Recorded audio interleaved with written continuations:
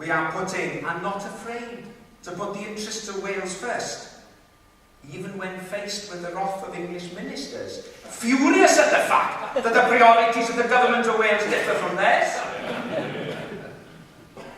Well, Ben Bradshaw, we'll make no apologies for scrapping hospital parking charges,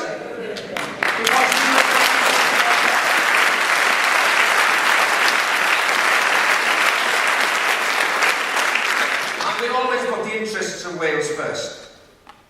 The defining characteristic of every policy we implement is this: will it improve the lives of the people of Wales?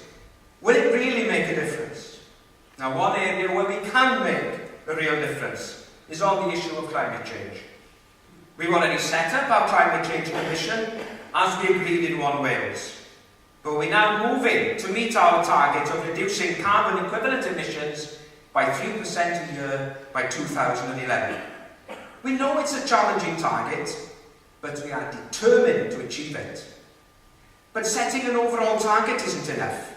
In every area of our work as a government, we must establish targets, including my own area of transport. And the One Wales transport strategy, which will be published in a few weeks' time, will be a green transport strategy, focused on improving the transport infrastructure of our nation and promoting public transport. At all levels of government, whether in the Assembly or in our local authorities, Plaid's core aim is to create stronger, greener and more viable communities. And we're moving quickly. Clearly too quickly for the Assembly's opposition parties. They're finding it difficult to keep up with us. And they haven't yet come to adapt to the new political context. The Lib Dems, frankly, haven't recovered from their recent cull of leaders, let alone their internal debacle over the coalition talks.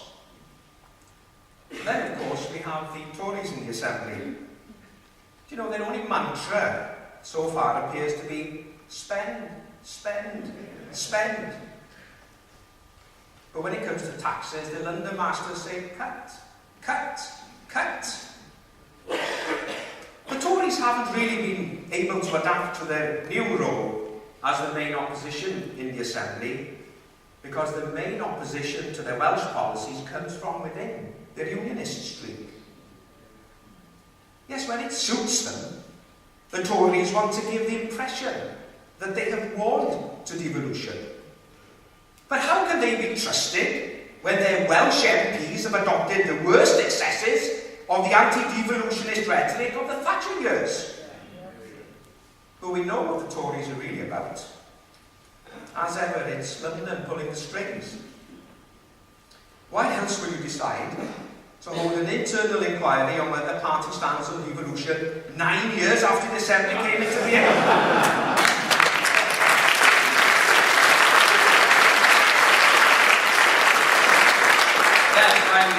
While the opposition flounder, we're getting on. And we are getting on with the job of securing a proper parliament for Wales.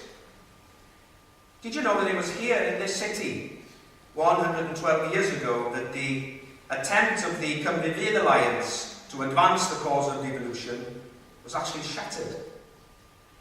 Isn't it fitting, therefore, that we can gather in this city today knowing that the All Wales Convention on full lawmaking parliament will be up and running by the summer?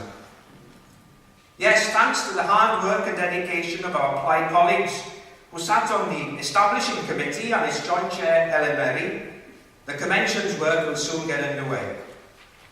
And for the first time in our country's history, there will be a national debate on the next step for self-government for Wales.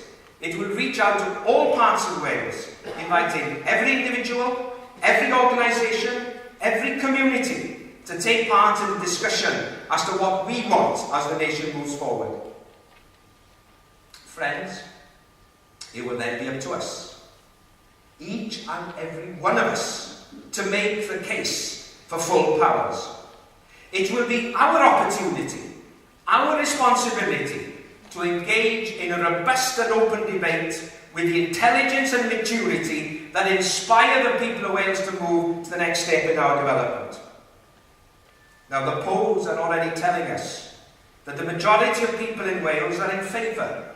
But let's make sure that there is a resounding majority for further devolution. We have to make sure that even if faced with the unsavoury prospect of seeing the Tories in power after the next general election, the people of Wales will have a proper parliament in order to secure our own destiny.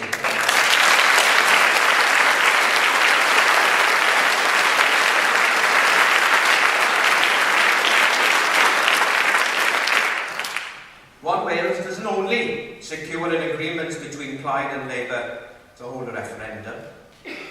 It also states that there needs to be, in good faith, a campaign for a successful outcome to that referendum. Agreeing to hold a referendum is not enough. There has to be a campaign for a yes vote. Some Welsh Labour MPs are in denial over this commitment. But this is what we've signed up to in Ieuan Wales. This is the deal, in black and white, and it will be delivered. Strengthening democracy in Wales and moving Wales forward means more to us as a party, of course, than simply transferring power from Westminster to Cardiff Bay. It is about empowering our communities, bringing government closer to the people. We're not interested in running the Assembly or the councils on a business-as-usual basis. Plaid has become an innovative force in Welsh politics. We must continue to provide new thinking and deliver change.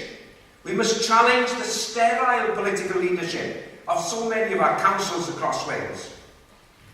And on that note, let us not forget, the coalition with Labour only applies to the Assembly. It does not apply to the local elections on the 1st of May, or to the European elections in 2009, or the Westminster election whenever it comes between